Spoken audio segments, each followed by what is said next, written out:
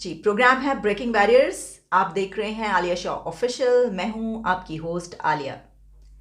देखा एक ख्वाब तो ये सिलसिले हुए, दूर तक निगाहों में हैं गुल खिले हुए। ये गिला है आपकी निगाहों से, फूल भी हों दरमियां तो फासले हुए।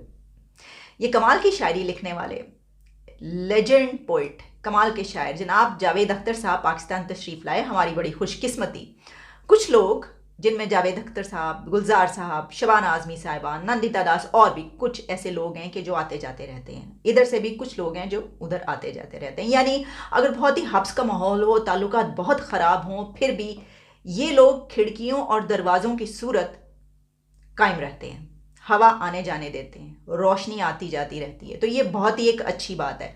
ऐसा ही हुआ, जावेद अख्तर साहब आए और फिर उनका आना था कि उनके वीडियो क्लिप्स वायरल होना शुरू हो गए।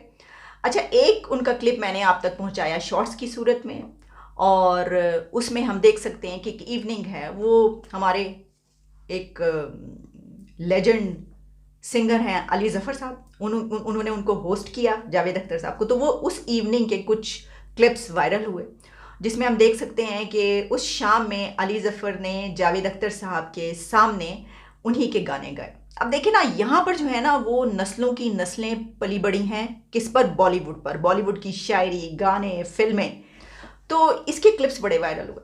अब जावेद अख्तर साहब ने कई एक बातें की, लेकिन उनका एक और क्लिप बहुत वायरल हो रहा है। तो मैंने सोचा कि जहां मैंने आप तक और बातें पहुंचाई तो ये भी मैं पहुंचाई दूं। अच्छा, एक और बड़ी अच्छी बात हुई, वो ये हुई कि कुछ पाकिस्तान की इस वक्त जो हालत है वो बड़ी ख़राब है, इकॉनमी ढेर है, और मिनिस्टर्स खुद ये बात कर रहे हैं कि डिफ़ॉल्ट हो गए, और दहशतगर्दी पे हमले हो रहे हैं। ऐसे वाक़यात हैं, गली कूचों में जो है वो जो शिद्दत पसंद हैं वो लोगों को मार रहे हैं, पकड़ रहे हैं, ये सब वाक़यात। क्योंकि आगे चलकर मैं एक दो ऐसे वाक़यात पे बात करूँ, इसलिए मैंने सोचा कि मैं पहले ये बताऊँ कि ये एक ऐसा हुआ कि फरवरी का महीना जो है हमारा, वो स्प्रिंग फेस्टिवल होता है। तो यहाँ पे अदबी मेले होते हैं फरवरी के मंथ में, और ऐसा ही हुआ।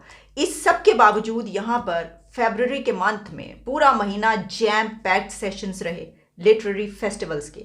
लाहौर में फेस्टिवल हुआ, कराची में हुए, और दूसरे मुल्कों से भी पर्सनालिटीज़ आई जिन्होंने उसमें शिरकत की। जावेद अख्तर साहब जिसमें आए थे, वो फैज़ अहमद फैज़ साहब का फेस्टिवल था, जो कि हर साल होता है।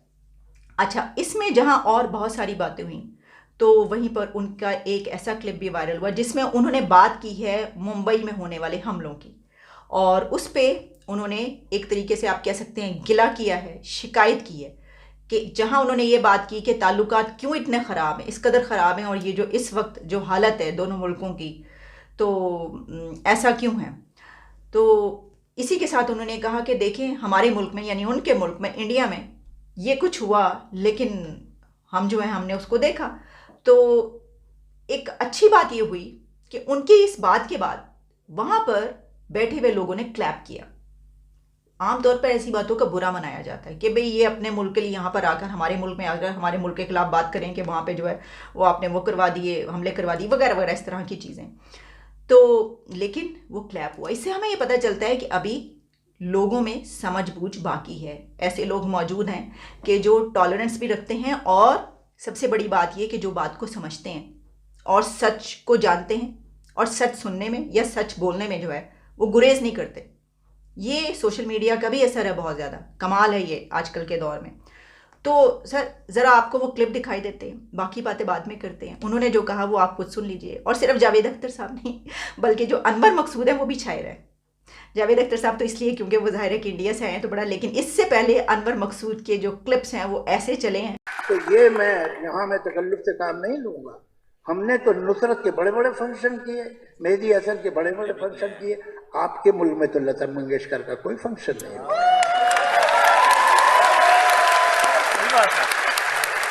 तो हकीकत ये है, चलिए अब हम एक दूसरे को इल्ज़ाम न दें, उससे सॉल्व नहीं होगा। ये अहम बात ये है कि ये जो आजकल इतना गर्म है फिजा, वो कम होनी चाहिए। हम तो बम्बई के लोग हैं, हमने देखा हमारे शहर पे कैसे हमला हुआ था। तो वो लोग नॉर्वे से तो नहीं आए थे, ना इजिप्ट से आए थे, वो लोग अभी भी आपके मुल्क में घूम रहे हैं। तो ये शिकायत अगर हिंदुस्तानी के दिल में हो तो आपको बुरा नहीं मानना चाहिए।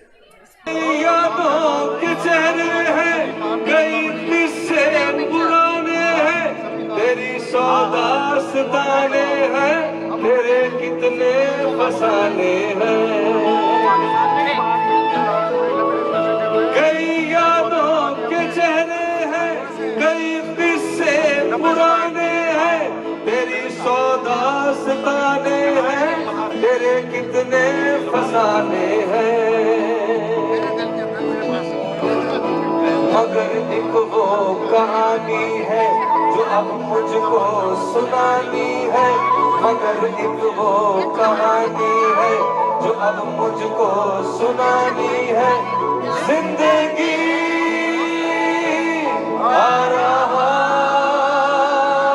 हूँ मैं। जी, जावेद अख्तर साहब की बातों को मैं फुली एंडोर्स करती हूँ। 16 आने सच बात की है उन्होंने।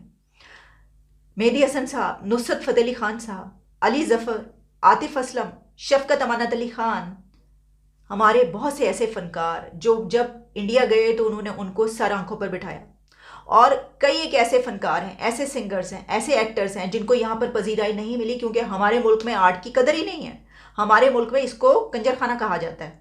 मैं बात सच्ची है, कड़वी लगती है, लेकिन मैं कहूँगी इसको, ये कहा जाता है आर्ट को, परफॉर्मिंग आर्ट को।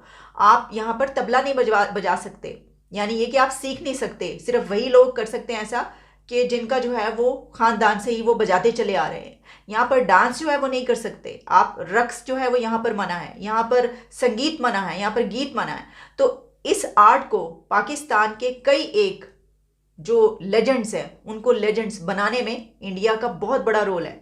और वहाँ पर ये एक ओपननेस पाई जाती है कि अगर यहाँ से जब फनकार जाते हैं तो वहाँ पर जाकर उनको बड़े अच्छे किरदार भी मिले और उनको अपनाया गया, एडॉप्ट किया गया, वहाँ से वो ऊपर बढ़ते चले गए। ये बात गलत नहीं है, जो बात सही है उसको कहना चाहिए। उन्होंने यही बात की है, उन्होंने सिर्फ 1 या 1.5 लाइन में वो बात की है जिसको अब मैं ज़रा थोड़ा सा उसको एक्सप्लेन कर रही हूँ। तो हमारे यहाँ ना मसला क्या है, पता क्या है कि ये जो एक माइंडसेट है कि जिसमें हम देखते हैं कि ये बात कही जाती है कि वहाँ पे अगर कुछ ऐसा होता है तो हम कहते हैं कि देखो हमारे फ़नकारों के साथ ये किया। अरे भाई, आपके बहुत सारे फ़नकारों को बनाया भी तो उन्होंने है, जिनको आपने एक्सेप्ट नहीं किया था उन्होंने एक्सेप्ट करके आसमान पर बिठा दिया, ऐसा भी तो हुआ है। लेकिन इसी के साथ उन्होंने जो एक और बात की वो है मुंबई हमलों वाली बात, जिसमें उन्होंने कहा कि हम जानते हैं हम वहाँ पर मौजूद थे, और फिर खुल के साफ साफ उन्होंने कह दिया है कि आपके मुल्क में वो लोग जिन्होंने वो हमले किए आपके मुल्क के अंदर मौजूद हैं। अब आप इसको माने ना माने, इसके ऊपर आप डिबेट करें, बहस कर लें, आप कुछ भी कर लें, जो बात उन्होंने कह दी है और वो वायरल हो रही है जनाब। तो हम भी इसी तरह की बातें करते हैं, हम भी ऐसी बातें करते हैं जो बहुत ज़्यादा बुरी भी लगती हैं लोगों को। लेकिन ये बहुत ही अच्छी बात ये हुई कि वहाँ पर बैठी हुई ऑडियंस ऐसी ऑडियंस थी, उनके अंदर इतनी अवेयरनेस थी कि उन्होंने इस पर क्लैप किया है। अच्छा, अनवर मकसूद साहब ने भी कुछ बातें की। कोई गरीब नहीं है पाकिस्तान में, एक आदमी गरीब नज़र नहीं आता, न सड़कों पे, न गांव में, न देहातों में, सब अमीर है।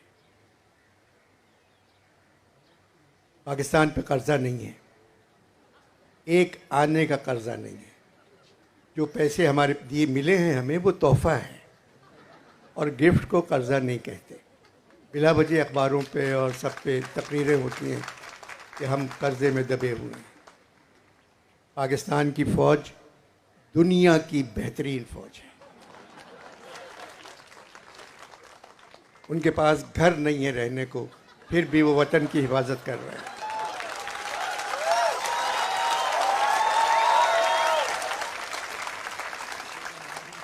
उनके पास गाड़ियां नहीं हैं, वो पैदल सरहदों पे जाते हैं।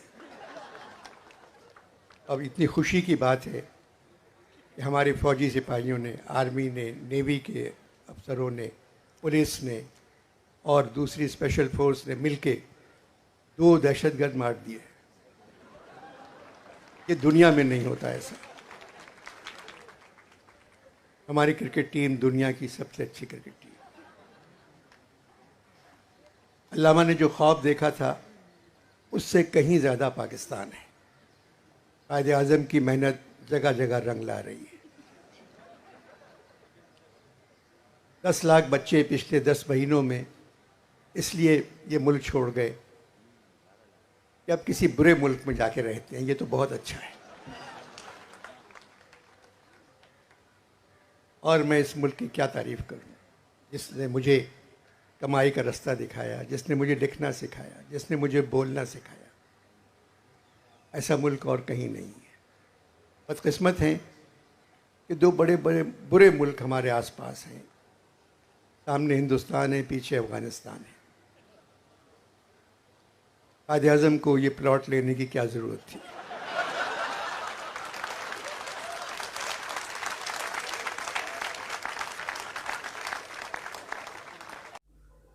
तो सही तो कह रहे हैं अनवर मकसूद साहब। जिन्ना साहब को चाहिए था, कहते भाई ये तो पहले ही इतने जुल्म सितम हम पे ढाए, तो हम तो इस मुल्क के साथ हम नहीं रहेंगे। हमें हमसाए के तौर पर भी ये मुल्क नहीं चाहिए। हमें आप कोई स्विट्ज़रलैंड में दीजिए प्लॉट, या फिर आप हमें कहीं फ्रांस या पेरिस में जाके कोई प्लॉट दीजिए हमें, या फिर वो ये कहते कि जर्मनी और जापान के साथ दे दीजिए। जर्मनी और जापान, आपको पता है इमरान खान साहब ने जिस तरीके से कहा था जर्मनी और जापान की सरहदें मिलती हैं, तो जिन्ना साहब भी कह रहे थे कि हमें जर्मनी या जापान के साथ दें प्लॉट, हमें यहाँ पे प्लॉट नहीं चाहिए। अब प्लॉट यहाँ पे ले लिया तो हमसाए का क्या करें? हम ये ऐसा भी कर सकते हैं कि हम हमसायों को कहें कि प्लीज़ आप अपनी जगह बदल लें, लेकिन नहीं, ये नहीं कहना चाहिए वो कहीं और किसी और तरीके से ही जगह ना बदल लें। तो अब ज़रा एक दो वाक़यात का जिक्र किए लेते हैं। ये वो मुल्क है कि जहाँ पर कबायली सरदार, बलूचिस्तान का एक कबायली सरदार एक औरत, उसके बेटों बेटियों को अपना बंदी बना के रखता है, कैद में रखता है इस दौर के अंदर। और अगर वो खातून एक वीडियो बना दे और वो वायरल हो जाए कि जिसमें वो कह रही हो कि सरदार खेतरान जो कि मिनिस्टर भी है, इसने मेरी बेटियों को कैद करके रखा हुआ है, तो उसके 2 से 3 दिन के बाद उस खातून और उसके 2 बेटों की लाशें कुएं में से मिलती हैं। बलूचिस्तान के बारखान में ये हुआ है, और मैं आपको पहले भी ये बता चुकी हूँ। ये है वो मुल्क, हम अभी तक इस दौर में जिंदा हैं कि जहाँ पर मज़ारे हाथ काट देते हैं, टांगे काट देते हैं। यहाँ पर तो उन्होंने उसके बेटे बेटियां, क्योंकि अब उसके शौहर ने कहा है कि उसके अभी भी बेटे और बेटियां उसकी कैद में हैं, और उस सरदार के खिलाफ अभी तक FIR नहीं काटी जा सकी। ना FIR कटी है, ना ही मेडिकल हुआ है, और वो लोग अपने जनाजों को लेकर चीफ मिनिस्टर हाउस के सामने बैठे हैं। सिर्फ यही वजह है कि चीफ मिनिस्टर साहब ने कहा कि इसके खिलाफ मैंने ऑर्डर कर दिया, तफ्तीश हो रही है। यानी आपके पास आपकी आंखों के सामने सारे सबूत मौजूद हैं, और आप एक सरदार होने की बिना पे, ताकतवर आदमी होने की बिना पर उसको गिरफ्तार नहीं कर पा रहे। ये है हमारा मुल्क, ये है यहाँ के हालात। कानून के मुंह पर जन्नाटेदार थप्पड़ आइए कि आप सबके सामने ट्रेंड चल रहा है, कातिल सरदार को गिरफ्तार करो, और आप गिरफ्तार नहीं कर पा रहे। छोड़ दीजिएगा, बाद में सबको पता है आप छोड़ देंगे। यहाँ पे तो 100 कत्ल करके लोग छुट्टे फिर रहे हैं, ऐसी कोई नई बात थोड़ी है। गिरफ्तार तो कर लेंगे कम से कम। ये सिचुएशन है। आपने बलूचिस्तान में इस तरह के वाकयात जो ऑलरेडी जो दूसरे वाकयात हो रहे हैं वहाँ पे ऐसी सिचुएशन, और अब आप ये कर रहे हैं। अच्छा, इसी के साथ मैं देख रही थी गली कूचों में TLP के लोगों को पकड़ पकड़ कर कह रहे हैं कि तुम अहमदी हो। एक साहब, बुजुर्ग से साहब, यानी वो मोटरसाइकिल पे जा रहे हैं, उनको रोक लिया गली में, सड़क पे, रोड पे, और उसको कह रहे हैं कि नारे लगाने शुरू कर दिए, उसको धमकियां कि कत्ल कर देंगे और तुम अहमदी हो, तुम्हें मार देंगे। इससे पहले एक डॉक्टर अहमदी जो नॉर्वे से आए थे, उनको यहाँ पर कत्ल कर दिया गया 75 ईयर्स की। ये है सिचुएशन। और ये जो बनाने वाले हैं TLP को, ये जिन जो है क्रिएट किया, अब इसको ज़रा बोतल में बंद करके दिखाएं आप। ये मुल्क का हाल ऐसे ही तबाहाल नहीं हुआ, इस बिना पर हुआ है। ये जो हमने इससे पहले बातें की ना, वो कुछ लोग ऐसे हैं, हवा के कुछ झोंके हैं जो इसको कायम रखे हुए हैं, वरना जो सिचुएशन है गली कूचों की वो आप देख लें, बलूचिस्तान से लेकर और पंजाब तक। तो इजाज़त दीजिए, दोबारा मुलाकात होती है। देखते रहिए, keep watching and stay tuned.